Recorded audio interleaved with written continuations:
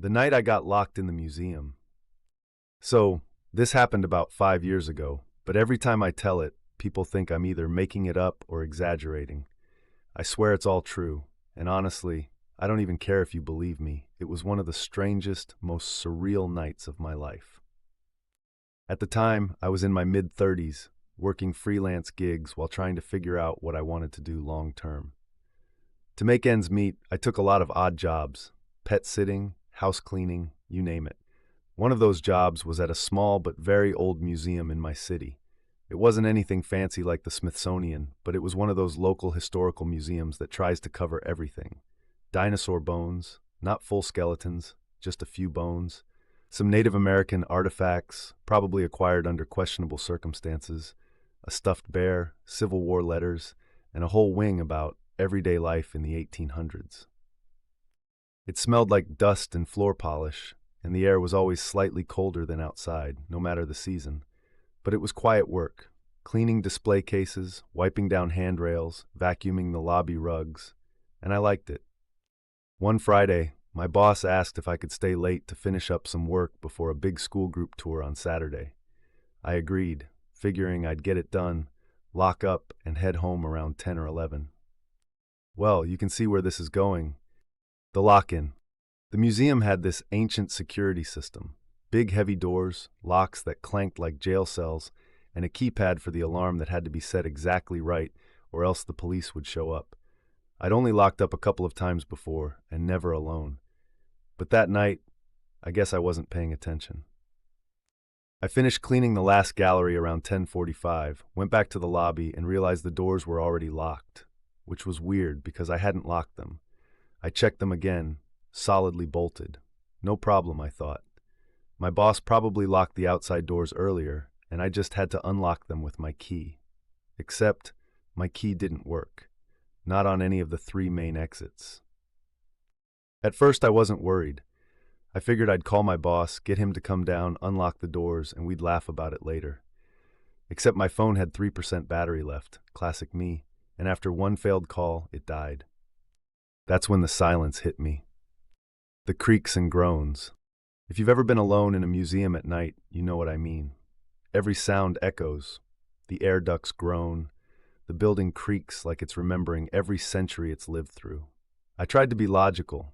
It's an old place, empty, so of course it makes noise. But it didn't feel empty. I was standing in the main hall under this huge mounted bear that greets visitors. In the dark, its glass eyes caught the emergency exit light, and it looked alive. I actually said out loud, "You stay there, buddy," like it could understand me. I decided to wait it out in the staff lounge until morning. It wasn't ideal, but hey, coffee machine, couch, and lights. I turned on every light I could find on the way there, trying to push back the shadows. That's when I passed the everyday life in the 1800s wing. The Mannequin Room. This was the creepiest part of the museum during the day. It had mannequins dressed in period clothes, women in bonnets stirring pretend stew, men with fake beards writing letters at desks, a child mannequin holding a wooden doll. They were always unsettling, because they weren't realistic enough to be human, but not fake enough to ignore. As I walked by, I noticed something I hadn't before. One of the mannequins, the little girl, wasn't holding her doll anymore. Her hand was outstretched, empty. I froze. I told myself I must have remembered it wrong, but I knew she'd been holding that doll. I'd dusted it earlier that evening. My heart started pounding, but I forced myself to keep walking. Don't look back, I muttered like a horror movie character. Of course I looked back, and the girl mannequin was facing me. The longest night. I ran. No shame, I full-on sprinted back to the staff lounge, slammed the door, and turned on every single fluorescent light. My hands were shaking so badly I could barely pour a cup of coffee. I stayed there for hours, listening. Sometimes I thought I heard footsteps. Once, I swear I heard the sound of a child laughing, muffled through the walls.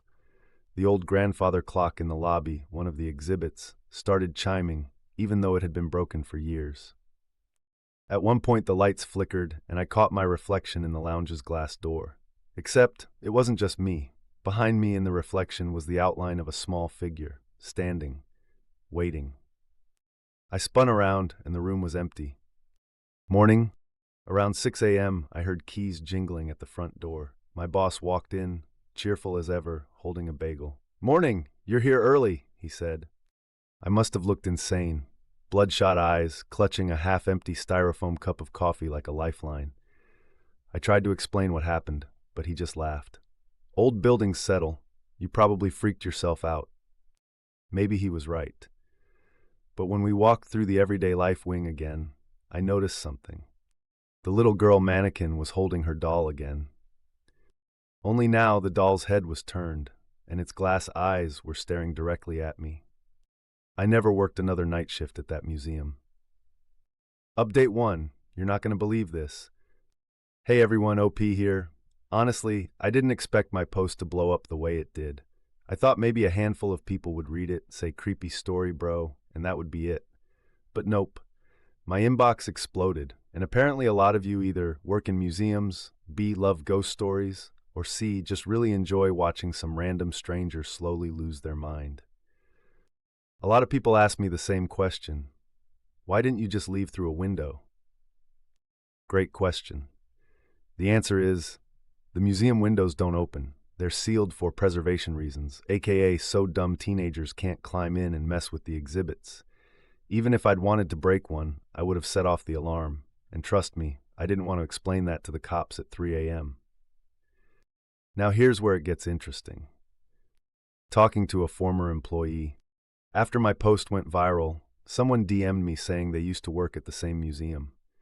At first I thought it was a troll, but they proved it by sending me a photo of their old staff badge. I won't post it here for privacy, but trust me, it looked legit.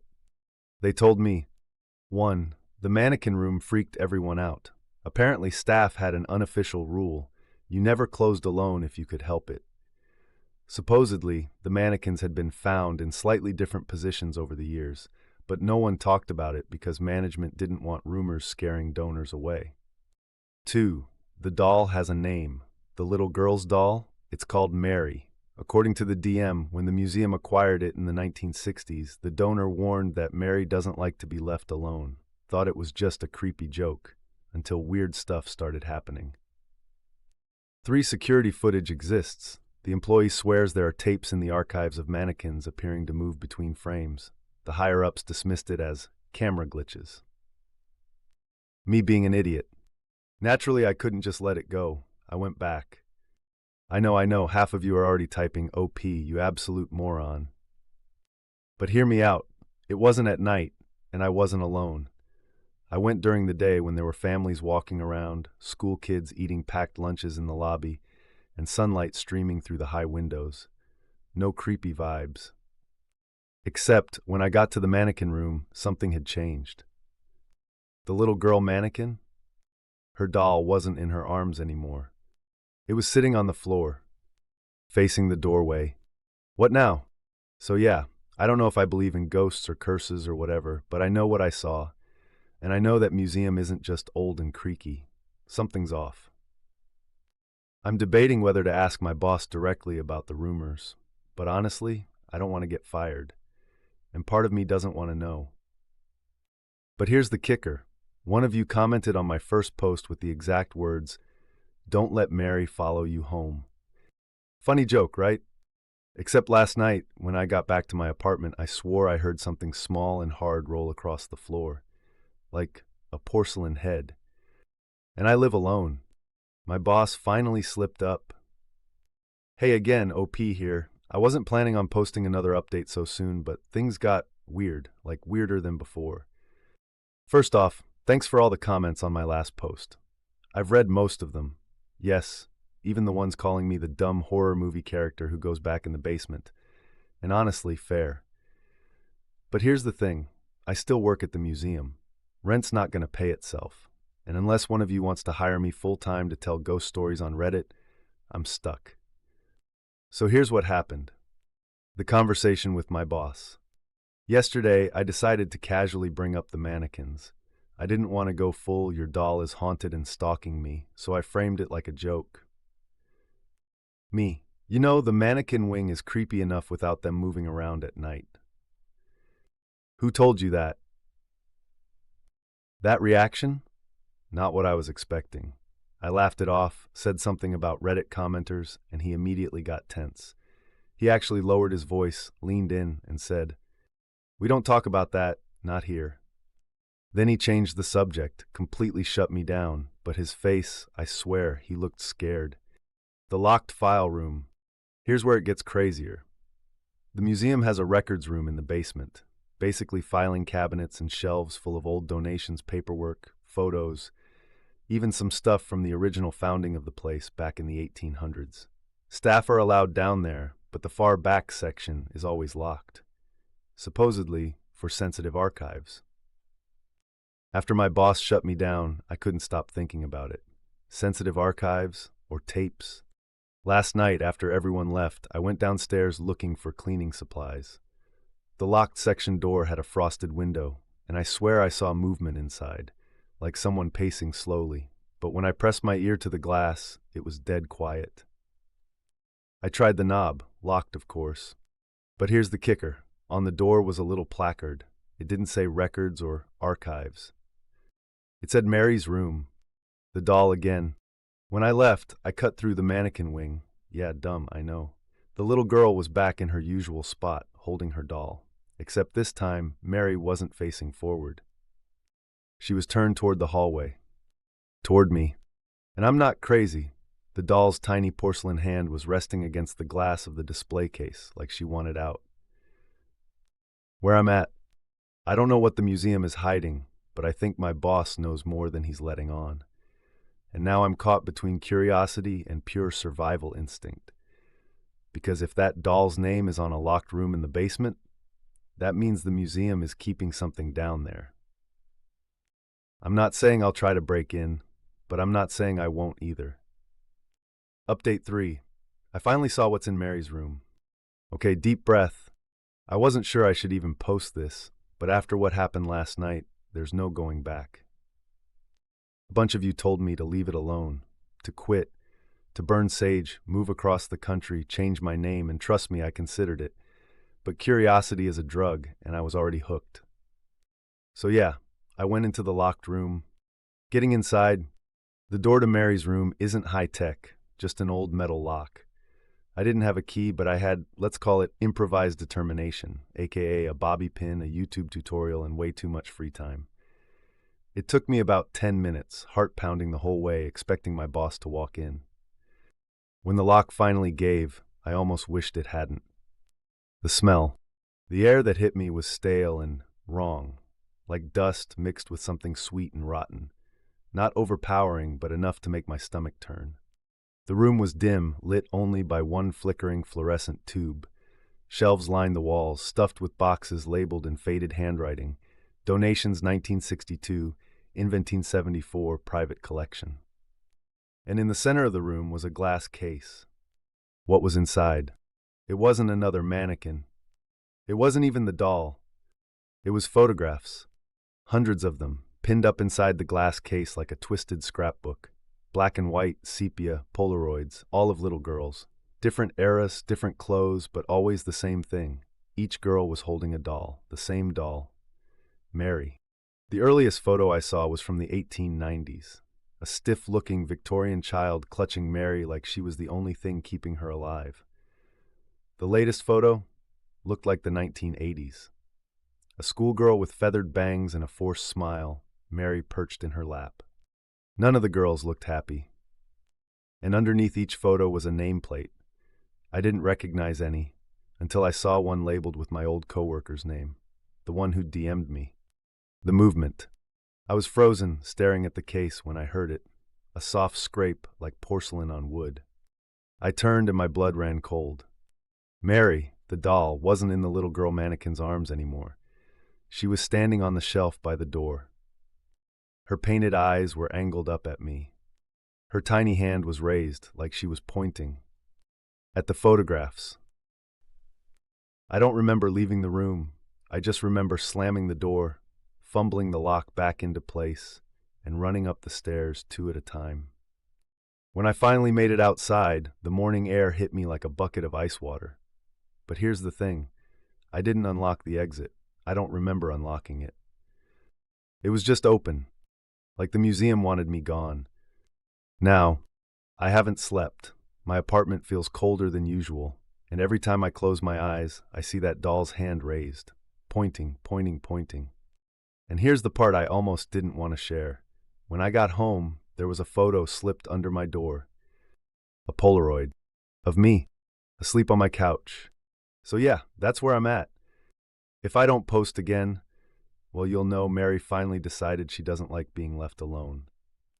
Final update, they told me to stop posting. Okay, this is going to be my last update. Not because I don't want to share more, but because, well, you'll see. The knock. 2 nights after I found the photo under my door, there was a knock. Not pounding, not frantic, just a steady, polite knock, knock, knock. I froze. Nobody comes to my apartment unannounced. I peeked through the peephole, and there were 2 men in suits. Not cops, not delivery guys, suits. One was holding a folder. When I didn't answer, one of them said, "We just want to talk about your posts." That's when my stomach dropped. The meeting. I don't know what possessed me to open the door. Maybe curiosity again, maybe stupidity, but I did.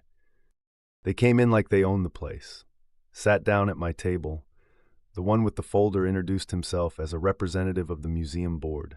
No name, just that. He slid a document toward me. It was a non-disclosure agreement, a thick one. He told me, "You've been sharing sensitive material. It needs to stop." I asked what was in Mary's room, why there were photographs, why the doll kept moving. He smiled, but it wasn't a kind smile, more like pity. "Some histories are best preserved quietly," he said. "You don't want to become part of the collection." The warning, here's the thing, they didn't threaten me directly. They didn't have to. When they left, the folder was gone, but in its place on the table was a single Polaroid. Not one of me this time. It was of the little girl mannequin, only this time the display case was empty. She was standing in the staff lounge, the same lounge where I'd hidden on that first night. And taped to the photo was a note. "Stop posting. The end." So this is it, my last update. Believe me, don't believe me, it doesn't matter. I've already deleted most of my drafts and backups. If the museum board is watching me, and I'm pretty sure they are, then I've said enough. All I know is this, I'm quitting, I'm leaving town, and if I ever see that doll again, I'm not sticking around to explain. But if you ever visit a small local museum, and you see a little girl mannequin holding a porcelain doll named Mary, don't look her in the eyes. And for the love of God, don't let her follow you home.